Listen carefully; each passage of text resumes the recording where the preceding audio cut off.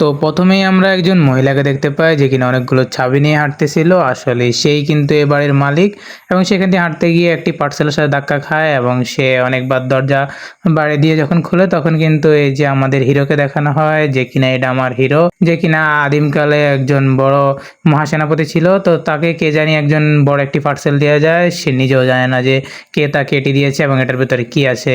তো এরপর সে তার নুডলস রান্না করতেছিল এবং তার রানীকে দেখে দেখে চিন্তা করতেছিল যে তাকে আগের জন্মে কীভাবে বিষ দিয়ে মেরেছিল। এরপর সে তার এই যে পার্সেলটি ছিল সেটি খোলে।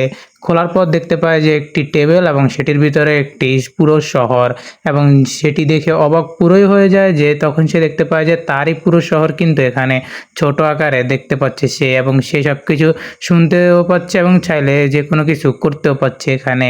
তখন সে দেখতে পায় যে তাদের রাজ্যের মধ্যে খুবই একটি অশান্তি চলছে এবং যেখানে খাদ্যর খুব সংকট, এবং তার যে রানী ছিল তাকে সবাই দোষী করছে, দায়ী করছে যে সে রাজ্যের ভার গ্রহণ করার পর থেকে তাদের কোনো প্রকার ফসল হচ্ছে না বা কোনো খাবার তারা মজুত করতে পারছে না, বা তাদের রাজ্যে সকলেই কিন্তু খাবারে অনীহায় ভুগছে।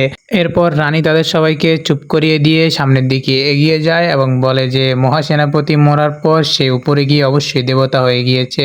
আমি তার কাছে আমাদের রাজ্যের জন্য বিভিন্ন জিনিসপত্র, মানে খাদ্য সামগ্রী সহ সব কিছুর জন্য প্রার্থনা চাইবো বা সাহায্য চাইবো। তখন সে সামনের দিকে এগিয়ে যায় এবং প্রার্থনা শুরু করে, এবং সে মনে মনে চিন্তা করে যে সেনাপতি যদি আসলেই এই সৎ বা নীতিবান হয়ে থাকে সে উপরে গিয়ে অবশ্যই দেবতা হয়ে গিয়েছে। তো সে এই আশায় কিন্তু এখানে অনেকক্ষণ প্রার্থনা করতেছিল এবং সবাই মোটামুটি পিছনে পিছনে তার সঙ্গে ষড়যন্ত্র করতেছিল। তখন তার যে মা ছিল বা মেইন মুখ্যপাত্র ছিল তিনি বলছিল যে যদি তার প্রার্থনা কবুল না হয় বা তার প্রার্থনা যদি অনুযায়ী যদি কাজ না হয় বা কেউ যদি ফসল না পায়, খাবার না পায়, তাহলে তাকে রানীর পদ থেকেই সরিয়ে দেওয়া হবে বা তার শাসন কার্য চালাতে দেবে না। এরপর সে ভারাক্রান্ত মন নিয়ে মহাসেনাপতির কাছে প্রার্থনা করতেছিল। তখন অপরদিক মহাসেনাপতি ছিল আমার হিরো, সে সব কিছু দেখতেছিল এবং শুনতেছিল। তার হাতে ইনস্ট্যান্ট নুডলসের কিছু টুকরো ছিল যেখান থেকে একটু সামান্য ভেঙে ওই টেবিলের মেঝেতে পড়ে যায়, এবং যেটা দেখে সবাই একটু ভয়ও পেয়ে যায় এবং অবাক হয়ে যায়। সেখান থেকে একজন মেয়ে এসে এটি চেক করে এবং বলে যেখান থেকে খুব ভালো সুগন্ধ আসছে, এটি তো নুডলস। এরপর এখানকার রাঁধুনিরা মিলে এবং রাজ্যের সবাই মিলে এই নুডলসকে প্রক্রিয়াজাত করে খাবারের উপযোগী করে তোলে, এবং সবাই খেয়ে অনেকটাই অবাক হয়ে যায় এবং প্রশংসা করতে থাকে যে এটা এখনকার সময়ের কোনো খাবার না, এটার সাথে অনেক ধরনের মশলা, মাংস সহ অনেক কিছুর ফ্লেভার মিক্স আছে, যেটা খেতে আসলেই সুস্বাদু, এবং এটা দেবতাই পাঠিয়েছে আমাদের জন্য। তারা সকলেই মোটামুটি বিশ্বাস করা শুরু করে দিয়েছিল যে মহাসেনাপতি দেবতা হয়ে গিয়েছে। এরপর যে মুখ্যপাত্র যারা ছিল তারা একটু সন্দেহের চোখে দেখছিল এবং বলতেছিল যে এটা আসলে তেমন কোনো কিছু না, এটা জাস্ট এমনি হয়েছে, আকাশ থেকে পড়েছে কিছু হয়তো বা, এটা তেমন কিছুই না। তখন তারা আরও বলছে যে এটা দিয়ে আমাদের এখনকার একজন দুইজন সকলের খাবার হবে না, সামান্য কয়েকজনের খাবার হবে, এটা দিয়ে তার পুরো মাস সপ্তাহ জুড়ে চলা যাবে না। এরপর আমরা দেখতে পাই যে আমাদের ড্রামার যে হিরো মহাসেনাপতি যিনি ছিলেন তিনি তার 1 মাসের যে ইনস্ট্যান্ট নুডলসের প্যাকেট যা ছিল 1 মাসের খাবার সব কিছু কিন্তু এখানে ঢেলে দিয়েছে পুরো রাজ্যে। তো সবাই এটা দেখে আরও অবাক হয়ে যায় যে এত বড় বড় সব মানে নুডলসের প্যাকেট পড়তেছিল, এবং যা মানে পুরো রাজ্যের জন্য খাবার সামগ্রী এটাই যথেষ্ট ছিল। এরপর সবাই কিন্তু মহাসেনাপতিকে অভিবাদন জানাতে থাকে এবং তাকে আর কি মানে মেনে নেয় যে সে মহাসেনাপতি হয়ে গেছে, এবং তাকে সবাই শ্রদ্ধার সাথে গ্রহণ করে নেয়। যখনই রাজ্যের সবাই খাবার পেয়ে খুবই উচ্ছ্বসিত ছিল তখনই কিন্তু একজন সৈন্য এসে রানীর কাছে খবর দেয় যে মানে শত্রুপক্ষের যে সিপাহীরা ছিল, হামলাকারীরা ছিল, তারা কিন্তু কাছাকাছি চলে এসেছে, হামলা করার জন্য প্রস্তুতি নিচ্ছে।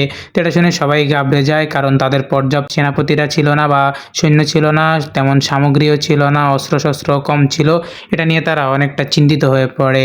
এরপর আমরা দেখতে পাই যে আমাদের যে মহাসেনাপতি ছিল সে মানে সামগ্রী আনতে যায় কিছু এদেরকে হেল্প করার জন্য। তো এরই মাঝে কিন্তু এখানে যুদ্ধ বেঁধে যায় এবং এখানকার যে সেনাপতি ছিল সে এসে বলে যে আমরা কমজোর হয়ে পড়েছি, আমাদের যা সৈন্য ছিল তারা একে একে মারা যাচ্ছে, শত্রুপক্ষের যে সৈন্যরা তারা ধীরে ধীরে এগিয়ে আসছে এদিকে। তো এটা শোনার পর রানী কিন্তু অনেকটাই ভেঙে পড়ে এবং সে মনে মনে চিন্তা করে নেয় যে শত্রুপক্ষের হাতে মরার চাইতে সে নিজে নিজে মরে যাবে বা নিজের জান নিজেই দিয়ে দিবে। এবং অন্যদিকে আমরা এটা দেখতে পাই যে আমাদের মহাসেনাপতি যখন বাইরে যায় জিনিসপত্র আনার জন্য, তখন সেই বাড়ির মালকিন যে মেয়েটি ছিল সে এসে দেখতে চেয়েছিল যে এই ছেলে সারাদিন ঘরের মধ্যে কি করে, তার কাছে কি কোনো মানে খাজানা আছে না বা কিছু আছে কিনা এই রুমের ভেতরে সে দেখার চেষ্টা করে, মানে দরজা দিয়ে উকি দিয়ে। এরপর আমরা দেখতে পাই যে ওই আমাদের যে মহাসেনাপতি ছিল সে অনেক সরঞ্জাম নিয়ে এসে পড়ে এবং দেখে যে আসলে যুদ্ধ অনেক তুমুল আকারে লেগে গিয়েছে এবং শত্রুপক্ষের যে সৈন্যরা ছিল তারা আস্তে আস্তে সামনের দিকে এগিয়ে আসছে এবং এদের রাজ্যের সকল সৈন্য কিন্তু আস্তে আস্তে মারা যাচ্ছে বা শেষ হয়ে যাচ্ছে। তখন রানী তার নিজের গলায় ছুরি ধরে নেয় এবং বলে যে আমি আমার নিজেকে শেষ করে দেব শত্রুর হাতে মরার চাইতে। তখন আমরা দেখতে পাই যে মহাসেনাপতি দুইটা মানে আগুনের গান নেয় হাতে এবং সেটা নিয়ে ফায়ার করে বা আগুন জ্বালিয়ে এখানে কিন্তু শত্রুপক্ষের যে সৈন্যরা ছিল বা সেনাপতিরা ছিল তাদের সবাইকে বিতাড়িত করে দেয় এবং তারা পিছু হটে যেতে বাধ্য হয়। এরপর মহাসেনাপতি কিছু বললে সেটা মহারানী কিন্তু শুনতে পায়, আর কেউ শুনতে পায় না, কিন্তু মহারানী মহাসেনাপতির আওয়াজ শুনতে পায় এবং সে চিরকৃতজ্ঞ জানায় মহাসেনাপতিকে। সবাই হাঁটু গেড়ে বসে তাকে অভিবাদন জানায় বা সম্মান জানায়। এরপর রাতে আমরা দেখতে পাই যে মহারানী এবং তার যে সৈন্যপণ্য ছিল তারা সবাই আসে এবং মহাসেনাপতিকে দেবতা হিসাবে গ্রহণ করে এবং তাকে সম্মান জানানোর জন্য তার আগের যে কস্টিউম ছিল সেটি এখানে রেখে তারা প্রার্থনা করার জন্য প্রস্তুতি নিচ্ছিল। তখনই কিন্তু আমাদের যে মহাসেনাপতি ছিল ডামার হিরো সে যখন একটি হাসি দেয়, হাসির সাথে তাদের ওইখানে এমন একটি বাতাস সৃষ্টি হয় যে ওখানে থাকা মাথার যে মুকুট বা হেলমেট সিস্টেমে যেটা ছিল ওটা একটি বালুর ওপর বা একটি পাটাতনের ওপর পড়ে এখানে চলে আসে মানে তার কাছে। এরপর এটি চেক করার জন্য ওখানকার সেনাপতি ওই বালুর উপরে আরও কিছু একটা জিনিস রাখে যেটা স্বর্ণের ছিল, সেটা রাখার সাথে সাথে কিন্তু এখানে আমাদের মহাসেনাপতির কাছে চলে আসে। এরপর যত হীরা রত্ন যত কিছুই ছিল সব কিছু কিন্তু তারা এখানে ঢেলে দেয় এবং সব কিছু এদিকে টেবিলের উপর থেকে উড়ে উড়ে মহাসেনাপতির কাছে আসতে থাকে। এই সব কিছুই কিন্তু বাইরে থেকে আবার ওই যে বাড়ির মালিক শুনতেছিল। তখন সে চাবি দিয়ে দরজা খুললে মহাসেনাপতি এসে তাকে আটকে দেয় এবং বলে যে তুমি আমাকে তো ডিস্টার্ব করছো কেন, আমাকে ডিস্টার্ব করো না, যাও। এবং সে বলে যে তুমি এটা কি পরে আছো আদিমকালের মতো মাথার মধ্যে। তারপর সে দরজা লাগিয়ে দিলে আবারও দরজা যখন বাড়ি দেয় তখন সে দরজা খুলে একটি মানে সোনার যে বাটি বা বিস্কুট টাইপের কিছু একটা ছিল সেটি ওই মহিলাটিকে দিয়ে দেয় এবং বলে যে আগামী 6 মাস আমার থেকে কোনো বাড়া চাইবে না, এটা হচ্ছে সোনার। এরপর মেয়েটি তো আরও বেশি সন্দেহ করে যে এর ভিতরে নিশ্চয়ই কোনো খাজানা কিছু আছে বা সে কোনোভাবে কোনো কিছু করছে এটার ভিতরে। তারপর সে এটা সিদ্ধান্ত নিয়ে সেখান থেকে চলে যায়। তো বন্ধুরা এই এপিসোডটি কিন্তু এখান পর্যন্তই। নেক্সট এপিসোডের জন্য এখনই আমাদের চ্যানেলটিকে সাবস্ক্রাইব করে বেল বাটনে অল দিয়ে রাখবেন। আর ভিডিওটি একটু হলেও ভালো লাগলে এখনই একটি লাইক দিয়ে দিবেন। আর এমন সকল প্রকার ড্রামা, সিরিজ, মুভির বাংলা এক্সপ্লেনেশন পেতে আমাদের চ্যানেলটিকে সাবস্ক্রাইব করে আমাদের সঙ্গে থাকবেন। তো দেখা হচ্ছে নেক্সট কোনো পর্বে বা নেক্সট কোনো এক্সপ্লেনেশনে। ততক্ষণ পর্যন্ত ভালো থাকবেন, সুস্থ থাকবেন। আল্লাহ হাফেজ।